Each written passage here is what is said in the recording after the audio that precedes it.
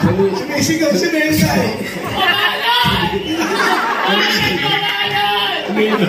Ano yun?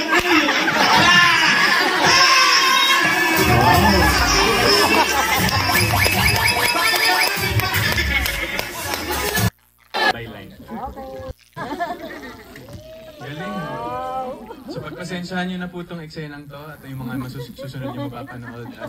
Naabangan nga namin yan. Trabaho lang po at wala personal. Pero bago ko po kayo, bago po namin papanood tong part na to, mag-photo op po muna tayo. So we start at the back po, the back people, back row, and then we enter here, and then we exit here po. So isa-isa po, byline.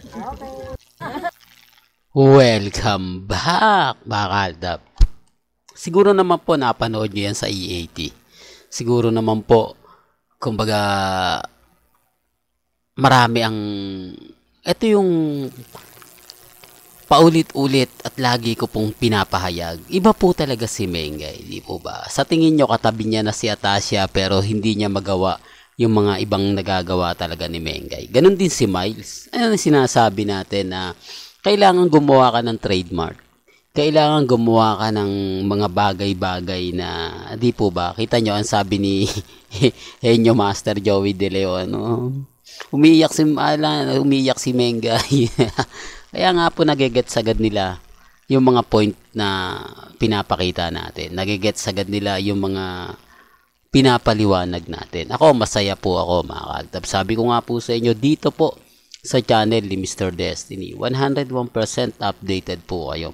101% lahat po ng mga kaganapan po sa EAT, sa labas, sa loob, alam po ninyo, di po ba? Kaya nga po ako, kumbaga, dumarami yung naiinis, dumarami yung mga galit. Tignan niyo po yung page natin sa YouTube channel, sa Facebook, grabe, puro maanghang, masasakit na mga sinasabi sa akin. Totoo naman po, mga kaaldab eh. Kaya lang, ito yung mga bitter.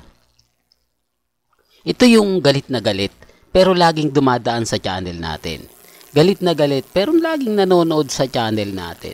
Kasi tayo po maraming update. Tayo po pinapakita yung mga kaganapan.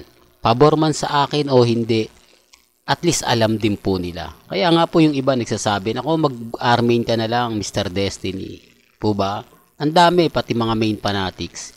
Pero bago tayo magtuloy at bago natin iba to itong mainit na update po natin, kung bago ka lang sa channel na to at isa kang true-blooded Aldab Nation na nagmamahal po kina Mengay at Tisoy, tama po ang channel na pinuntahan mo. Kaya consider na po kitang bagong subscriber. At huwag mong kalimutang i-share ang mga video po natin sa mga mami, sa mga titas, at sa mga senyor. Remind ko lang po sa mga dumadaan at bumibisita. May kanya-kanya tayong opinyon at pananaw. Nirerespeto ko po yun at ginagalang. Well, trending na naman po. Number 1 number 1 trending, hindi na celebrity. Kumbaga, number 1 na po, basta trending siya. 5 breakups and a romance. Ito yung isa sa gigil na gigil sila sa akin. Todo daw po yung pagpo-promote ko. Depende po yan sa mga netizen. Depende po yan sa mga mami, sa mga titas, sa mga senyor na nanonood po sa channel natin.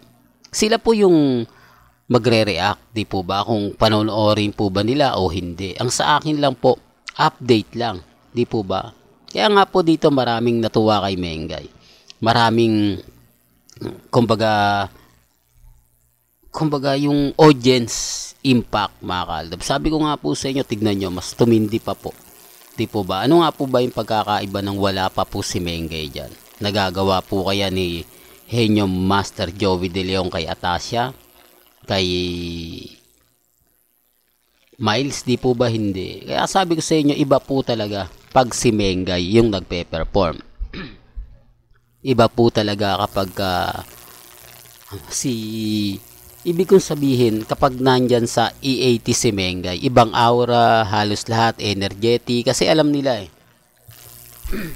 alam nila na may ibabatong punchline si Mengay. Alam nila na, oo, hintay-antay lang kayo kasi alam natin bibitiw yan eh. Bibitiw si Mengay ng punchline. Kaya nga po inaabangan lagi siya. Di po ba? At sino naman po laging binibiro ni Tito Sen, ni Bossing at ni Joey? Di po ba si Mengay? Well, may kanya-kanya tayong opinion ha, sa bagay na yan. Ulitin ko, wala po tayong masamang tinapay kay Atasha. Normal lang yan dahil bata pa siya. Normal lang yan dahil, kumbaga, baguhan pa lang siya. Kaya nga po marami nagsasabi, nako, dapat maging mentor mo si Maine Polkerson para lalo kang humusay, lalo kang gumaling. Pero ganyan din po kay Karen eh. Di po ba? Yung kasagsagan ni Karel sa tape o sa Eat Bulaga APT, yung pagkapanalo niya, dapat si Mengay daw yung maging mentor niya para lalo siyang humusay. Ang Eat Bulaga po, walang mentor yan eh.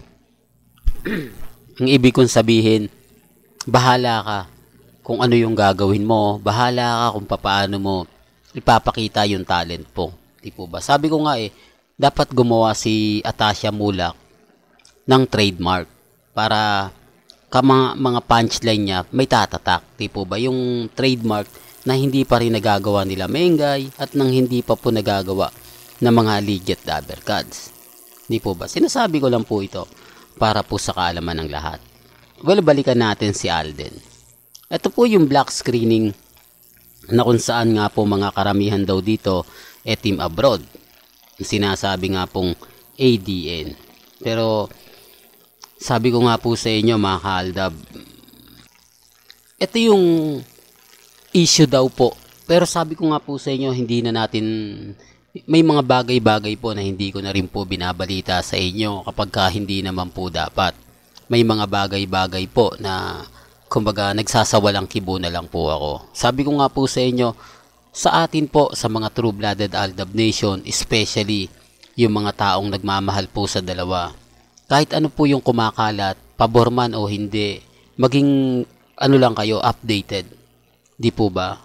Ngayon kasi mga kaaldab, mainit na mainit talaga si Alden. Kita nyo naman po sa trending, siya po talaga yung nangunguna, yung pa-breakups and na romance. Kaya nga po nasabi natin, yung mga panahon na wala si Mengay, yung mga panahon na si Alden kasagsagan ng pumupunta ng Cebu, pumupunta ng ibang lugar. Sino nga po ba nagbabantay kay Baby Teo at kay Playmate? Ito yung isa sa rason kung bakit po nawala si Mengay ng isang buwan. Kung bakit hindi po daw siya nakita na sinasabing nasa US pero hindi naman po nakitang lumabas ng bansa. Isa to sa rason mga kaaldab na kumbaga kampante lang po tayo. Pero hindi ako namimilit ha. Ang sa akin senaryo lang. Na alam naman po natin na laging kasama ni Alden si Mama Ten. Sino nga po ba magbabantay sa mga chikiting? Kaya nga po si Mengay na nahimik lang. Kaya nga po yung pagbabalik niya sa EAT, walang sinabing welcome back, ang tagal mong nawala, isang buwan kang nawala, o mahigit kang isang buwan, ano ba pasalubong, hindi ka man lang nagdala ng Amerikano, yung tipong sasabihin ni Wally o kaya ni Alan Kay. Yung tipong matatawa ka, di po ba? Ang sarap po yung gawing punchline yun, no? Yung galing kang US tapos ikukwento, ay eto na nga. Di po ba? Dati nakikita ko yun sa Eat Bulaga eh. Ngayon wala na yung kungari. Ay eto nga, may chika ako sa inyo. Nako, magkukwentuhan muna lang tayo. Wag na tayong Di po ba?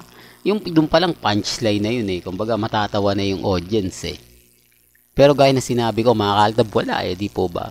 Tapos pagbati man lang ni Jose. Pagbati ni Wally. Yung galing US dyan. Yung tiyong parinig. Ano ba pasalubong? Baka naman. Di po ba? Tapos tuturo nila si Mengay. Anong pasalubong, Meng? Sasabihin ni Mengay, taho. Di po, naalala nyo po ba yun, ma? Pag legit dabber cards ka, alam mo agad yung pinupunto ko eh. Alam mo yung ibig kong sabihin. Kasi alam ko, lagi kayo nanonood nun. Di po ba? Pero sa mga ilang Aldab Nation, malamang hindi po nila matandaan. Di po ba? Kasi nga po, hindi bira sila manood. Pero sa mga legit dabber cards, alam po ninyo yung pinupunto ko. Hanggang dito na lang po yung updates natin ha. Kaya kung gusto nyo pa po ng pinaka-latest at sariwang update Abay, tutok lang po kayo dito sa channel ni Mr. Destiny para updated po kayo sa mga latest at sa mga bagong video po na ilalabas po natin maya maya lang. Hanggang sa muli, salamat po sa panonood at pakikinig.